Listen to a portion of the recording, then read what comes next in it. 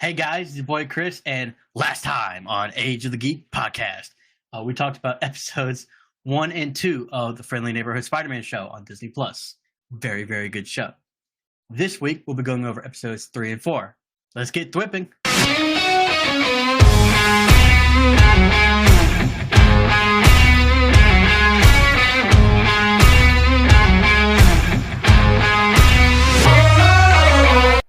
All right, and this week we're also back with Nate again because he's watched the Spider-Man show with me, so why not? Nate, how you doing? I'm his only friend. One of two. I'm not. Okay? I'm not his One only of friend, two. but I'm the One only of friend two. who's watched this. That is true. Alan won't watch it because he's not a true geek. He's just a weirdo. But how you doing this? How you doing today, Nate? About the same as last time. Odd, right? It's definitely not the same day. Definitely not the same hour. But yes, this week we're going to be talking about. I could have put it on backwards if that would have helped. And yes, I'm keeping this in the video. Now, we will keep talking about Friendly Neighborhood Spider-Man, but let me reiterate to all you Andrew Garfield fans and Tom Holland fans, you suck because Tobey Maguire is the best. Fight me. Okay, moving on. So, episode 3. Starting off with something else, but it's just a little bit of Peter Yuki life. It's nerdy. It's, outcast kids being outcast kids. But I want to go straight into Norman Osborn knows that he's Spider-Man because he has the video from his personal camera in that stairwell. Yes. Yep. Yes. And naturally, he wanted to talk to Spider-Man. So instead of being a normal person and bringing him over to, his office, in a very almost, Batman from 2008 way, the Richie Rich Norman Osborn rented out an entire... A whole rented. Restaurant. Didn't buy. Okay. But rented out an entire restaurant, yes. Just so they could speak in private because, having a chef come to his office would have been too much trouble, I guess. But that's rich people stuff. I don't know. Maybe they do that. Now, they talk about it. He tries to deny it, saying, oh, it's fake. Maybe it was someone people have, maybe one of your employees did it for a prank. Norman's like, they don't know it's there. So why would they change there if they're pranking me, even though they don't know it's there? This is my camera. No one else has this is mine. No one knows it's there. They can't see it. Yeah. So he eventually says he is Spider-Man, and Norman's like, I knew it! And then immediately gets up and is just like, we're going to change your suit. We're going to improve your webbing. It's awesome, though. I love it. It's genius what you did, but we're going to improve it a bit. And then he's like doing stuff on his phone and telling people this and this and this. And he wants to help Peter. And the reason is in episode 2, 1. I think 1. Yes, I forgot to talk about it in the last episode, but it's okay. In episode 1 of the show, he saved Harry Osborn, which we didn't know he was Harry Osborn at the time, although they did kind of show him in social media stuff throughout the episode. But Norman's like, that guy that you saved in that live stream with those punks, that was my son. That was Harry Osborn. So I'm going to help you because you saved my son and you help out there helping people. I forgot to put this in the first episode. I really do like how they had the very iconic first cover of the first Spider-Man issue with him holding Harry Osborn the way he was. Because that is straight from the cover of the very first comic, which it's just good. It's little Spider fan flavor that I love so much with this show because they do that. They add little bits of Spider flavor in there. That's not what I mean, but we're gonna roll with it. But yes, I'm rambling so much. He wants to help Peter because he saved his son, and because he's doing good out there, and because this Norman Osborn is nice for now, probably, maybe, honestly, hopefully. I mean. Nice Norman Osborn, I'm not gonna lie, it's freaking me out. It'd be like, the Joker being nice. All right, Nate, what'd you think about Norman offering to help Peter? So I think it's a very sort of like Tony Stark type of help, yeah. Right?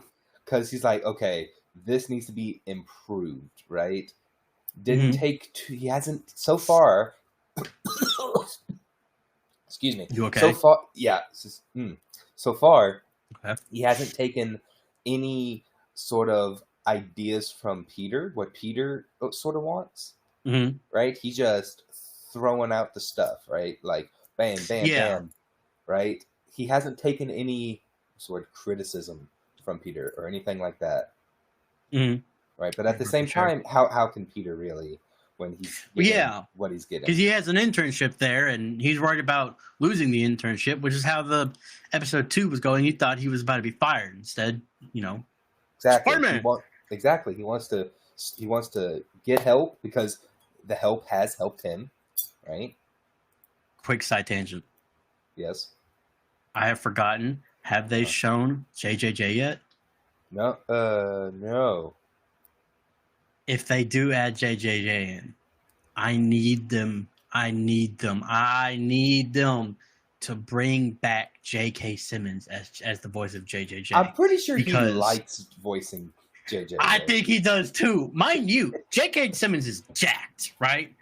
He's actually jacked. And this is just such a side tangent off of the show. But, like, as he's the perfect JJJ. I mean, he's really been...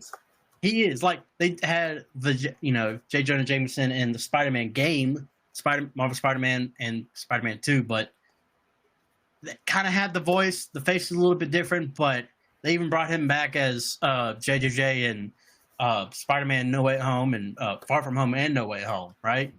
And that was great. We loved it.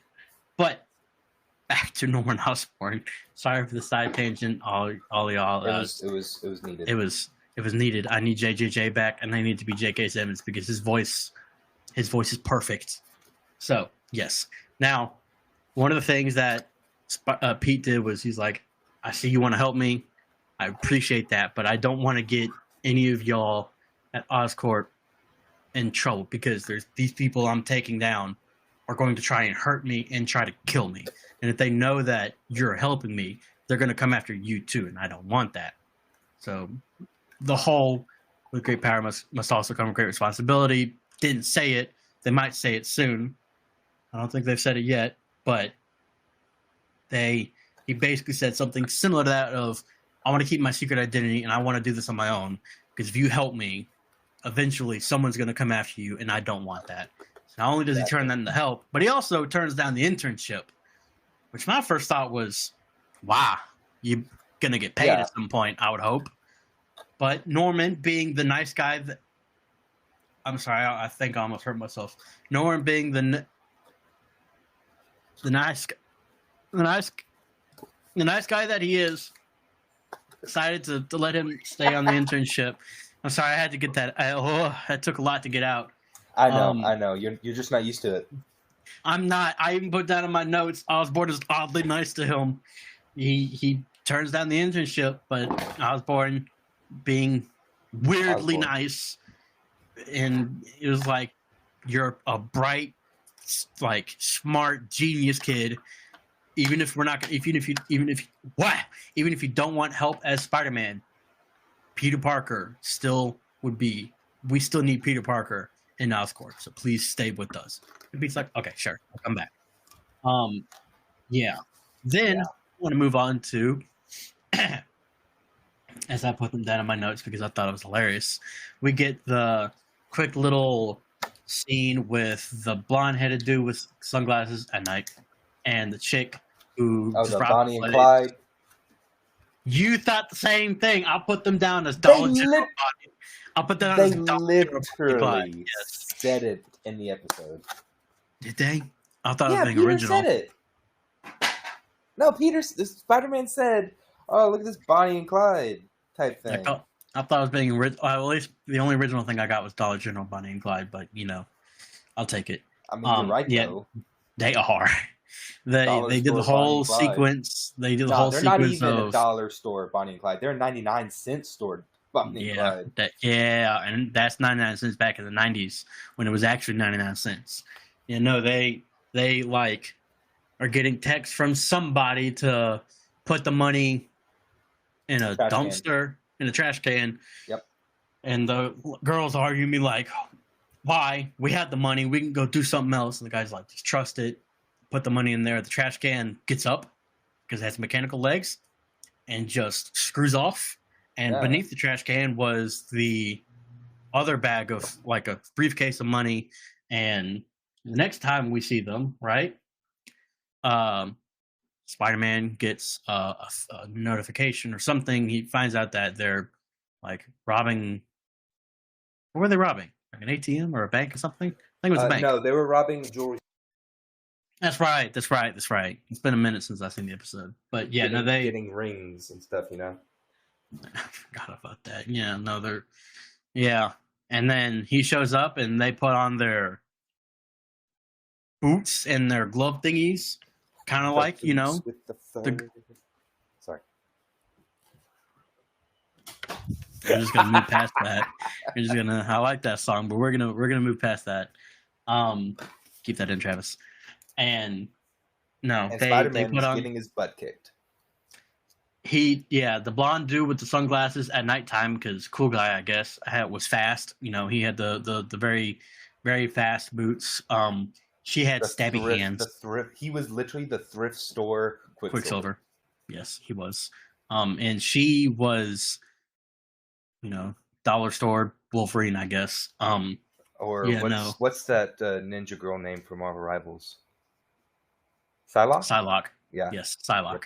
Yeah, no. And not even that, because she has other things she can do. Wolverine's just stabby. But no, like the whole...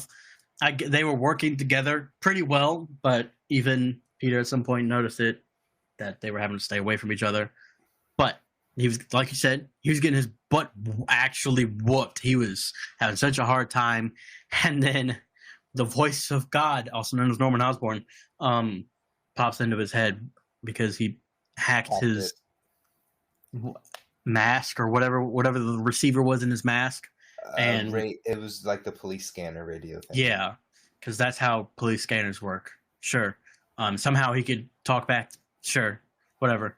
We're just going to move past the comic book, how comic books work. But he gets help from Norman Osborn. He points out, hey, they're staying a certain distance away from each other so they don't knock into each other because they're brand new to these things. You can tell. And he figures out a way to take him down, webs them together, and then they go full Sonic the Hedgehog spinning and knocking things around and eventually come to a stop, almost hurting each other. And honestly, I felt kind of bad for that guy because the last thing his girlfriend said was, "My mother always warned me about guys like you." I felt bad for him, I'm not gonna lie. That was kind of rude. But what'd you think of that fight? I thought it was pretty good. Yeah, it was. Yeah, the animation was good for it. So again, animation's been great in this show. I like the colors. Really good. I could have made a joke. I'm not going to. No, I agree. The difference with the stabby gauntlets being red while his boots being fast being yellow. I like that because I'm a Flash fan and yellow lightning, yellow boots. I like that. But I liked it. And we got to see that they also had the same symbol on their tech as the fire guy, Firebug. Wait, no, that's an actual bad guy name. The fire guy with the gauntlets. He also had that same symbol. Uh-huh. So Peter goes back to, Norman Osborn's building. Office. I think he scares the crap out of him, which was kind of funny for being a guy that has so many cameras and security safety things, and there's Spider-Man just standing there, and he just webs down from the ceiling. He's just like suddenly there as he does. He accepts the help from Norman Osborn and says, "Welcome to Team Spider-Man," because that's how that works, I guess. And instead of being like, "Thanks for the help," he's like, "Hey, you're welcome for helping me." Yeah, welcome to my team. Yeah, for real. And we can talk about it now. Lonnie, a character that we love so much throughout the episode, was having some issues. I would like to say, right? Go ahead. Before the issues happened, right? The reason why we liked him so much was he was being a great friend to Peter. He was giving Peter some confidence. He was having Peter in social circles, invited Peter, right? Which we didn't get to see, but in an earlier episode, invited Peter to a party. Too. Yep. Right? Like him Peter and Yuki getting invited to a party? Pardon me? Him and Yuki, and they're like the outcasts. Yes. And Yuki. Okay, so one thing we should talk about is Peter. This Peter doesn't have an MJ yet. Maybe. So far, he really likes this. I have forgotten her name. The girl that Pearl is dating Pearl. That's right. The girl that is Pearl, who's dating Lonnie. Yep. She was apparently his like babysitter for some years, and they lived in the same apartment building at one point. And he really likes her, and she kind of just sees him as little Petey, you know, the guy, the kid she should take care of. And Yuki also seems to like her, but maybe not in the same way, maybe. But yeah, Yuki goes to the party in episode 2 and is just kind of by herself. Pete. Yeah, whatever that dude's name was that knocked in her and knocked her juice off. I hope it was juice. Knocked the juice under her shirt. And yeah, I felt bad for her because I've not been to a party like that, but I've had similar situations like that. Because yes, Nate, I've had a life before at some point. Are you referring to that? Are you trying to say that I haven't? So Yuki, no. So Yuki, you know, is at this party by herself. She feels left out by Pete. Pete's off doing Spider-Man things in episode 2 and couldn't make it. I do like Yuki though. She's a good character. But yes, poor Lonnie in this episode had to get driven back to his house by Pearl because he doesn't have a car, but that's fine. Goes back to his house because his mom called him and there's an emergency. Gets there, finds out his brother had gotten walked home by a cop because his younger brother, was found hanging out with a bunch of gang members. Not just hanging out. He joined the gang. Yes, and Lonnie was angry, as he should be. Kicked his door in, noticed that the window was open, and I'm pretty sure the words he said was, "You can't run from me." If not, then that's what I thought he would have said. But yeah, no, he was doing some stupid stuff, and then later on we find him. He found out where his younger brother was because they had, I guess, their version of life. Yeah, family plan. They could track him, so he saw where he was. Shows up to this gang like warehouse, and is like, "Hey, let's go. We get out of here. You're stupid. You're being stupid. Mom's worried about you. Let's go." And the gang, like the head gang member, Big Don, something like walks that. up. Yeah, walks up and is like, "He one of us. If you can't take one of. He's family. You can't just take him with you." And Lonnie's like, "He's my actual family, and I'm going with me." Right. So he doesn't want to start a thing. So he's like, "All right, how about meet for my brother? Meet for my brother, right? Yep. I'll join y'all." My brother goes home and tells them, you know, I'm a football superstar, well, and they knew about that. Well, yeah, because they seen him, and his brother had been talking about him. So they knew he was super athletic. Yeah, league bound. He's going on to big things.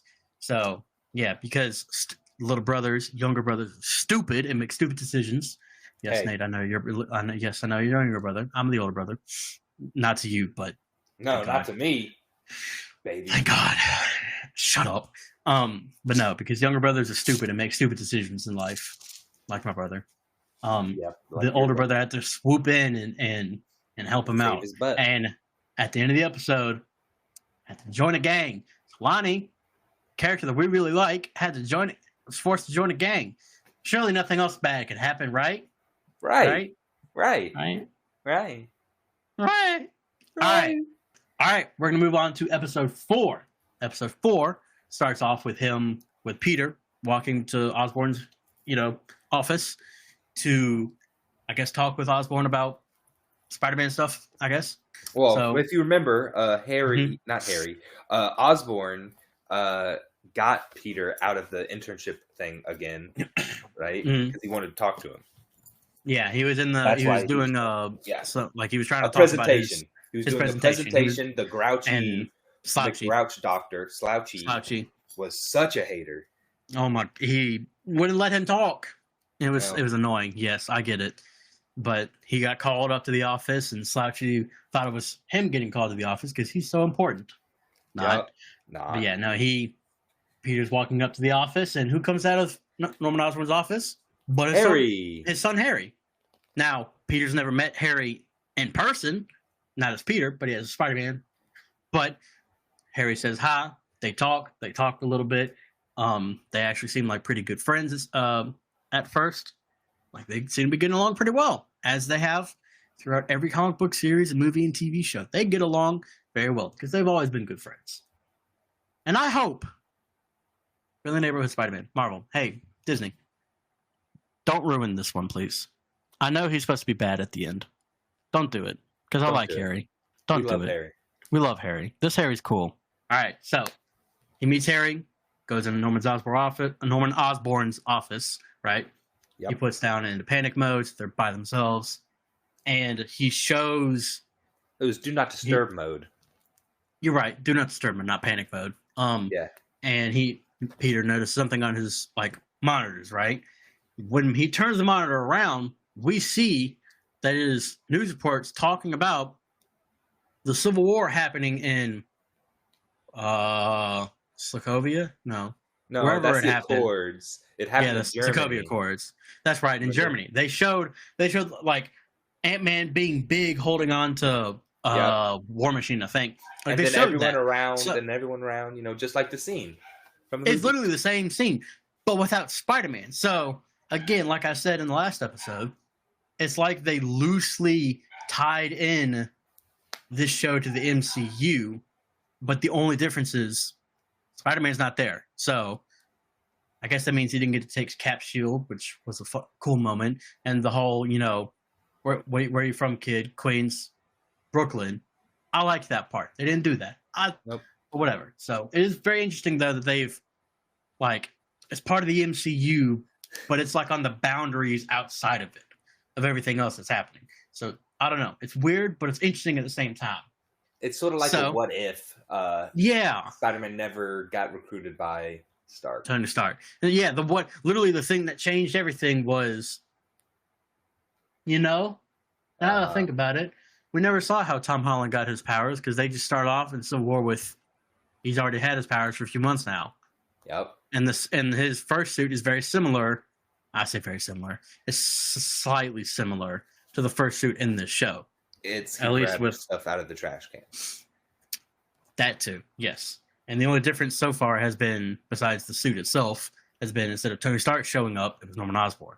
Yep. But moving on to the rest of episode 4, Norman Osborn shows him that he has a new suit for him, right? And we see this big, fabricated. I don't know. Yeah. And a hologram of what the suit looks like. And as I put down in my notes, it is very Thor-like. And he says, you want to be a hero. You want to be something like a big hero like Thor. Thor's a great person to...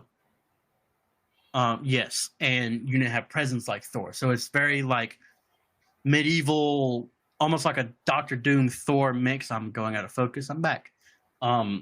He tries on the suit. He goes out to stop crime in some alley. He goes to jump down. And in the words of Edna Mode, no capes. No capes. No capes. Because he gets stuck and wrapped up. Oh, he did. And I felt so bad. He went back, and let me just say, throughout this entire process, they got this version of Peter very, very, very close to the original version. The very full of himself, at times, smartest guy in the room, Peter Parker. Because he would go back and be like, this ain't it. Instead of being like, sorry, Mr. Osborn, this didn't seem to work out. Maybe try another one. He'd be like, I don't like this one. Again. Do it again. It was very forceful, but it's kind of like original Peter Parker was. But he had that suit. Then we had the second suit. Mind you, all these suits were Norman's ideas, right? He tried to show him his idea in his sketchbook, and it's the Spider-Man suit, classic red and blue, right? Mm-hmm. And the next suit that he had, which is an actual character, is the Beetle, right? The wings, the stingers, and everything. That's an actual character. It's a bad guy. most of the times for Spider-Man. I mean, he was even in the I think Marvel Spider-Man 1. I remember him in a Ultimate Spider-Man Nintendo DS game. So he's been around for a while, but he had the suit. And like I put down, spiders can't fly. So no, he had so much trouble with those wings, kept knocking into things. He kept shooting stuff with his stingers and was having a hard time. And so he said no to that one also. Then his third suit, Batman suit. I literally wrote down, looks like a burglar with web wings. That's what it looked like. It looked like he looked like he was trying to team up with Black Cat, or he looked like the original version of Black Panther, the all black suit with like the purple, almost like knitted ribbed claws. Yeah, and he scared the crap out of a little girl. That poor girl. That poor child. And he got to float around, but they thought he was a menace. Man, if JJ would have seen that. Menace. No, the suit was not great, and then finally he goes back. They have a little talk, and he was like, "These suits aren't really working. They're not me." And the one's like, "Okay, I have one final suit, and this one feels like it would be more your style, while the other ones were more me trying to force something on you. This one is more like yours." And they show the final suit, and it is the Future Foundation suit, but with a little bit extra. Now, for those of you who don't know, the Future Foundation suit is a white with black lenses, black logo, like white with black accents Spider-Man suit for when in the comics, Spider-Man, for a while, joined the Fantastic Four. They were still the Fantastic Four. I'm pretty sure he was replacing Johnny Storm for a while. And then when all four were there, plus Spider-Man, they called themselves the Future Foundation. It was a whole thing. Stop laughing at me. I love that suit. I really do. Because I like striking colors like that. And it's just a good-looking suit. Mm-hmm. His was white with black, but also a bit of blue, which I kind of liked. And like almost like a utility belt. The suit looks good, though. It looks really good. What do you think about the suit before I keep going? What did you just do?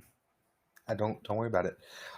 So I like the suit. I just want them to give us the nice, iconic blue and red suit, which I think it might happen soon. Me too. Well, I mean, we got 3 new episodes tonight, so when I finish, I'll probably text you to see if you finish it, also to see if they add it. I know there's one thing in the 6th episode that I'm already looking forward to. I'm not going to say it, but I kind of want to say it because it was in a preview, so people will know about it. But can I say it? As soon as you finish, I'm going to go watch it. Let me just say, there's a certain really good lawyer in the 6th episode. That's all I'm going to leave it at. Yes. And in my favorite suit of his. Now, right, listen. Again, you can't be saying these things and not let me go watch it. We'll be done here in a second. Don't worry about it. Now, Lonnie. We still love Lonnie, right? We love Lonnie. Lonnie is like studying at the warehouse where the gang members are. I forgot what they call them. I forgot what the gang is called. The 110th. That's right. He's hanging out the 110th place, and Big Don's like, "This ain't a study hall. What you doing?" So he tells him to me. They have a bit of an argument, and he's like, "All right, go to this place and get us the burritos." So Lonnie goes in a group order. Yeah. Lonnie goes to this place. He's going to walk up to this burrito place, and there's this like buff woman in a black shirt with camo pants standing next to the door, or like leaning over against it, which a little weird, but hey, whatever. And he goes in, and they zoom in, and she has, I think on her, it was her arm, like her underarm, or forearm, she had scorpion tattoo. So they had talked about in the 3rd episode, they had talked about in the 2nd episode a little bit, 2nd or 3rd episode, that there was the scorpions, right? But they mentioned them once or twice. He goes in, says order for Big Don. The guy hands him the food because the guy doesn't care. Everybody in there though gets up. The lady comes in. She's the right hand of the Scorpion leader, Matt Gargan. Because do you know who Matt Gargan is, Nate? Say it again. Matt Gargan. No.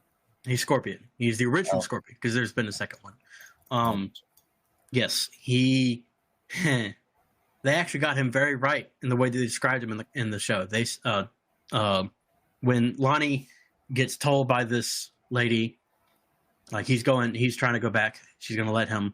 She's like, hey, this is our turf. Stay out till Big Don. We'll be seeing him. And then there's this whole sequence where he's trying to go back to the train. And he's getting chased by he's getting trailed by some dude. He runs. The dude runs after him. He gets on the train. He's safe. He goes back to Big Don. Says, "You let me go in there saying your name on a enemy turf. Why'd you do that?" And Big Don's like, "You had to learn. Hey, we're family. We're the only ones the 1/10 is the only one keeping this area safe. You think your family is safe? Not without us. Blah blah blah blah."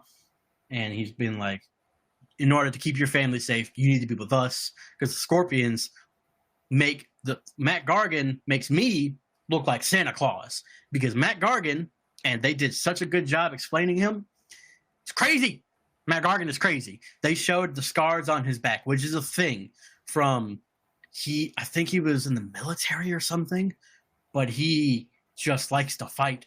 That's all he does. He made this gang, the Scorpions, and would just go to enemy gang's turf, not to encroach and get more area. No, because he wanted to just start a fight. That's all he wanted, and he got what he wanted, and he would beat the crap out of them every single time because he's crazy.